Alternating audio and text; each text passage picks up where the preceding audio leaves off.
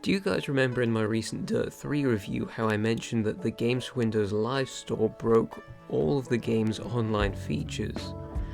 I was talking about the DLC at the time, but it was just as relevant for the online multiplayer.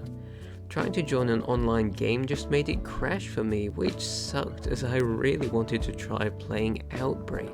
But wait, what even is Outbreak?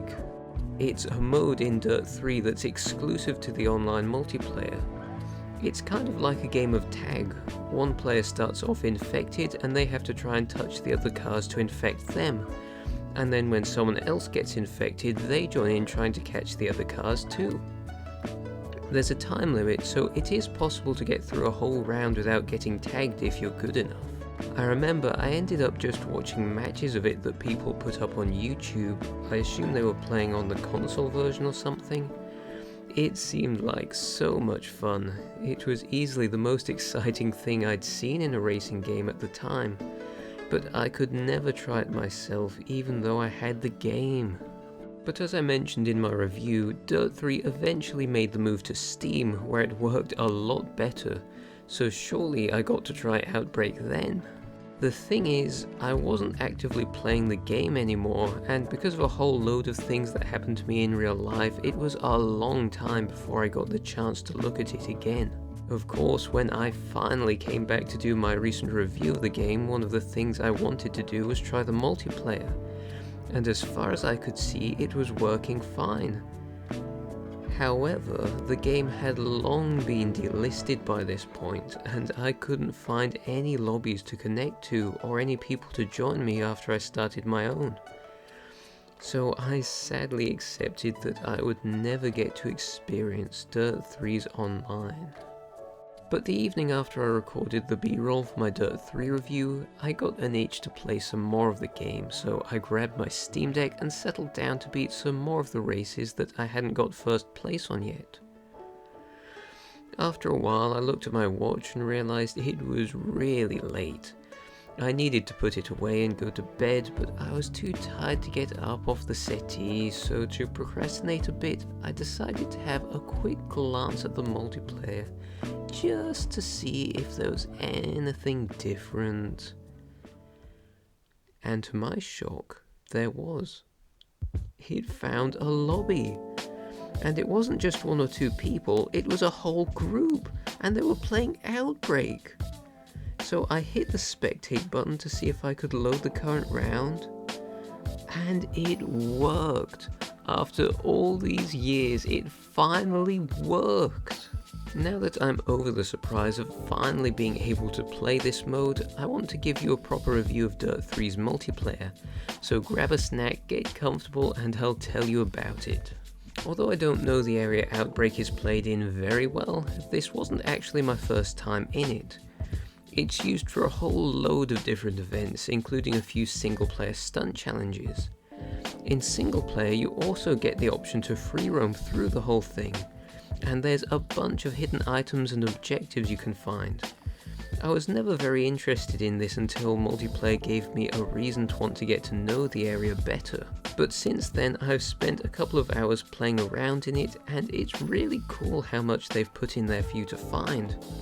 It must have been a challenge for Codemasters to design an area versatile enough to be interacted with in so many different ways, and to give it enough depth that we wouldn't get sick of seeing it after countless online matches. But I think they did a great job. There's so many different stunts you can do here, with all the set pieces scattered around. But there's also enough room to go flat out, places you can get up high, places you can get down low, stuff you can smash, multiple routes through almost every section, places you can hide in. It's great. Running from the infected cars in Outbreak can get pretty tense at times, although I think I would have gotten a bigger kick out of it when I was a teenager. If you don't want to be the first one to get infected, then I find hiding in the building to be a pretty good strategy. But it can get a little boring and doesn't offer much opportunity for you to improve your skills. Chasing the other cars can be a lot of fun too. When you're the first infected, it can feel a bit like being a lone predator stalking its prey. And being infected later on in the round is more like being part of a hunting pack where you can try to work together to herd the car that you're chasing into a corner. It's not just a heartless chase though. There are occasionally some really fun little moments, like this one where an infected car was drifting round and round after this uninfected car for ages. I just sat there laughing even though I knew I was in a vulnerable position. Then there was this great 3-car jump we did a couple of times. Then suddenly one of the cars jumping with us was infected, so I left very hurriedly. And at the end of one round, this guy started doing donuts with me. Look how neat that is. Remember I mentioned those over-positive characters you hear during the campaign mode? One of them acts as the announcer during the Outbreak matches. I forget what his character's name is, but he is so much better in this role. His enthusiastic style fits these hectic events really well, and his announcements let you keep track of what's going on without looking at the numbers on the HUD. I think it's also more impactful having new infections called out, rather than if it was just a number that silently ticked up.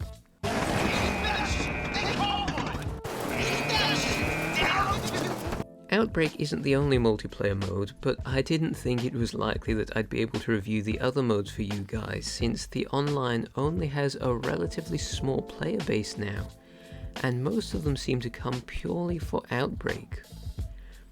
However, one of the nights I logged on, I saw there was just me and one other guy in the lobby, and I was debating whether or not I wanted to play or come back later when there were more people around. When I realized something. This wasn't an Outbreak lobby, it was Rally. The online rallies work exactly the same as the single player ones. There's a staggered start, but the other players are physically present on the track, and you can even get involved in their crashes, which is a detail I really like. It's not necessary, but it makes it feel more connected than if they were just a ghost you can pass through. Another player joined us while we were still playing Rally, and I have to say there is nothing like the tension of a race against closely matched opponents. And this was nothing like the tension of a race against closely matched opponents. I couldn't even get close to the times of the guy who started the lobby, but the new player who joined couldn't even get close to my times. It would have been way more fun if we'd been at a similar skill level. Keep an eye on that new guy though, they'll be important later. We also did some rallycross races which went pretty similarly. Dirt 3's online must be very well made, as I didn't notice even a hint of lag in any of the modes I tried, even though most of the people I played against were probably in a completely different country to me. And I don't even have an amazing internet connection. We ended up with a few people on the rallycross with us, but then the guy hosting it lost connection. But the race carried on, which meant that the game must have assigned a new host. Who would it have picked? I guess it probably would go for the first person who had joined the host in the lobby. And who was that? It was me! As the new host, I had the ability to choose whatever game types and tracks I wanted the lobby to play. This was just the opportunity I needed for this review. I was now in complete control of a lobby full of... Oh. They've all gone. Apart from the guy who couldn't keep up with me. Well, whatever, that'll do. As long as they stay on, I can at least try the other modes. So I decided to take advantage and see what else Dirt 3's online offers. Aside from Outbreak, there are several other online-only modes, and I think I managed to try all of the main ones. Invasion is this mode where you and your opponents race to smash as many of these invading robot cutouts as possible, and whoever smashes the most wins.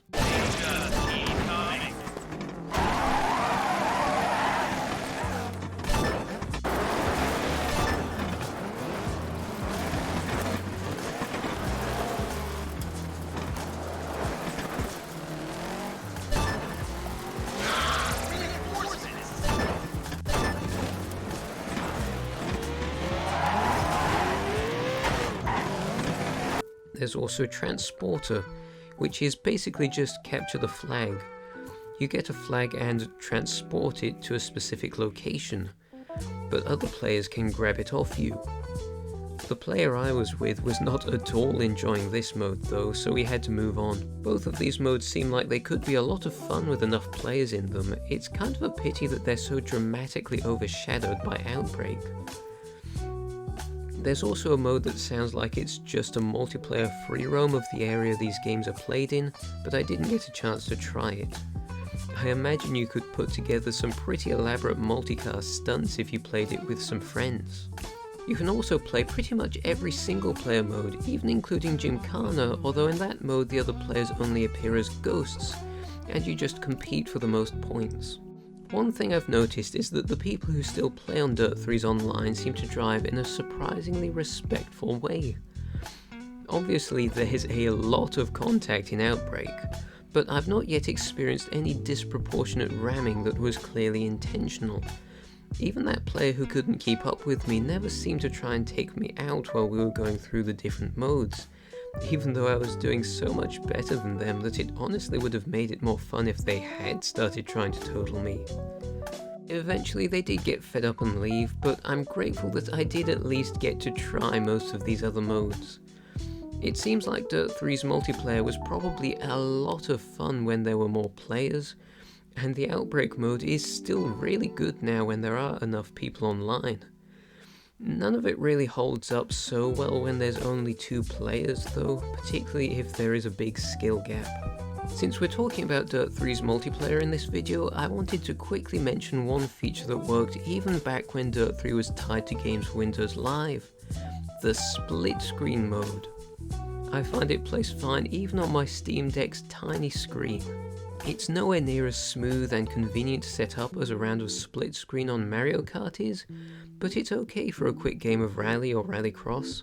From what I understand, it's less common for people to play games in split screen than it used to be, but I feel like this should always at least be an option, especially as devices like the Steam Deck are making it easier than ever to play with other people, since you can just bring your gaming setup with you. My mother is into cars, so sometimes I'll set up my deck and we'll play something in split screen together. One useful feature Dirt 3's split screen has is that you can set up the assist options differently for both of the players, so my mother can play with various assists turned on while I have them off.